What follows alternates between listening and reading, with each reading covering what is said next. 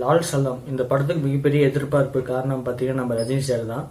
இன்ஸ்டாவில் கூட ஒருத்தர் சொல்லியிருந்தார், இந்த படம் வந்து நம்ம ரஜினி சார் வச்சு ஒரு பெரிய ப்ரொமோஷன் பண்ணி மார்க்கெட் பண்ணியிருந்தாங்க. என்னுடைய ஒப்பீனியன் அதாக தான் பட்டது. என்னன்னா ரஜினி சார் வந்து படத்தில் இருக்காருங்கன்னு அப்படிங்கிற ஒரு விஷயத்த ரிவீல் பண்ணாமல் சஸ்பென்ஸாக வச்சிருந்து அது வந்து தேட்டரில் ரிவீல் இருந்தால் வந்து ஒரு மிகப்பெரிய இதாக இருந்திருக்கும். பட் அவரை வச்சு ப்ரொமோஷன் பண்ணியிருந்தாங்க. ஓகே, இந்த டாக்டிக் கூட ஓகே தான். படத்தில் வந்து முக்கியமான ஒரு கதை என்னன்னா இந்து முஸ்லீம் அவருடைய கலவரம் தான். அந்த ஜாதி மதம்லாம் தாண்டி இங்கே ஒத்துமை எப்படி இருக்கணும் அப்படிங்கிறதுக்கு ஒரு ஸ்க்ரீன் பிளே பண்ணி ஒரு இது பண்ணியிருந்தாங்க. இடையில கிரிக்கெட்னு கொண்டு வந்திருந்தாங்க. அதுதான்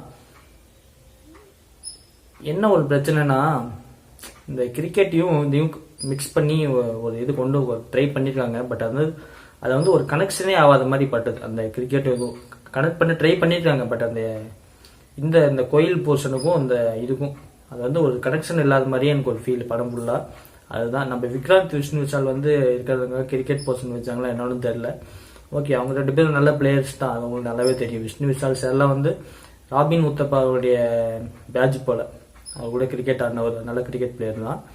ரஜினி சார் வந்து மொய்டன் பாய், அவர் வந்து கேமியோ அப்பியரன்ஸ் அப்படின்லாம் சொல்லியிருந்தாங்க. பட் அவர் வந்து கேமியோலாம் கிடையாது.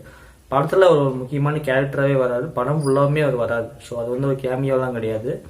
விஷ்ணு விஷால் விக்ராந்த் அவங்க கொடுக்கப்பட்ட ரோலை ரொம்ப நல்லா பண்ணியிருந்தாங்க. என்னன்னா ஒரு அருமையான கதை, அவங்க கிளைமேக்ஸை முடிச்சது எல்லாமே சூப்பராக இருந்தது. ஸ்க்ரீன் பிளேல வந்து கொஞ்சம் கவனம் செலுத்திருக்கணும். அதுதான் அந்த படத்தில் ஒரு மீது கொஞ்சம் அப்படியே ஃப்ளாஷ்பேக்கு, அதுக்குள்ளே ஒரு ஃப்ளாஷ்பேக்கு அப்படி இப்படின்னு சொல்லிட்டு கொஞ்சம் குளறுபடி இருந்தது. கொஞ்சம் புரியறதுக்கும் படம் லேட் ஆகிடுச்சு, ஈஸியாக புரியறதுக்கு. அதுதான் படத்தில் ஒரு சின்ன குழப்பமாக பட்டது. ஆனால் ஓவராலாக பார்க்கும்போது நான் சில ரிவ்யூஸ்லாம் பார்த்தேன், அதில் உடம்பாடெலாம் கிடையாது. எனக்கு வந்து ஓவராலாக தேட்டரில் பார்க்குறது ஒரு ஒர்த்தான படம் தான். ஒரு டைம் பார்க்குறது ஒர்த்து தான். ஒரு நல்ல என்டர்டெயின்மெண்ட்டான ஒரு படம் பார்க்கணும், நல்ல ஒரு மெசேஜோடு வெளியே வரணும்னா இந்த படத்தை கண்டிப்பாக போய் ட்ரை பண்ணலாம். சிலருக்கு மாற்று கருத்து இருக்க தான் செய்யும். எல்லாருக்குமே படம் பிடிக்கணும்னு அவசியம் இல்லையா, பிடிச்சவங்களுக்கு பிடிக்கும். ஒரு சிலருக்கு என்ன பார்த்துன்னு தோணும், ஒரு சிலருக்கு ஒரு பழைய கதையை பார்த்த ஒரு ஃபீலும் கிடைக்க தான் செய்யும். 5க்கு பார்த்தீங்கன்னா கண்டிப்பாக ஒரு 3.6 தரலாம். அதுக்கான ஒருத்தான படம் தான் இந்த லால் சலாம். கண்டிப்பாக தேட்டரில் பார்க்கறது ஒரு ஒருத்தான படம் தான். எனக்கு அந்த கிரிக்கெட் போர்ஷன் வந்து ஏன் ஒரு மாதிரி பாட்டுன்னா, இப்போ 2 வாரத்துக்கு முன்னாடி ப்ளூ ஸ்டார்னு ஒரு படம் பார்த்தேன். அந்த படம் ஃபுல்லாகவே கிரிக்கெட் தான். அது இங்கேயும் கொண்டு வரும்போது அந்த ப்ளூ ஸ்டாரோட ஞாபகம் வரதான் செஞ்சது படம் பார்த்துட்டு இருக்கும்போது. அதுதான்.